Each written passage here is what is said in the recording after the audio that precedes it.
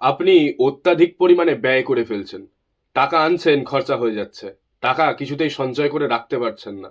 তাহলে কি করলে আপনার এই সমস্যা পুরোপুরি সমাধান হয়ে যাবে? কোনো জ্যোতিষের কাছে যেতে হবে না, কোনো তান্ত্রিকের কাছে যেতে হবে না।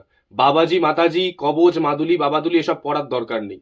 শুধু সামান্য একটা জিনিস মনে রাখবেন, আপনি জীবনে চলতে গেলে আপনার কিন্তু খরচা হবেই। কিন্তু সেই খরচাটাকে কম করতে হবে। তাহলে আপনি কি করবেন? না, আপনি বছরে বা মাসে, মাসে যে টাকাটা আয় করছেন, ধরা যাক আপনি 10,000 টাকা মাসে ইনকাম করেন। তার থেকে মাত্র 10%, মানে 1,000 টাকা, সেই 1,000 টাকা আপনি মন্দিরের খাতে অথবা কোনো দারিদ্র মানুষদের খাতে ব্যবহার করে দিন।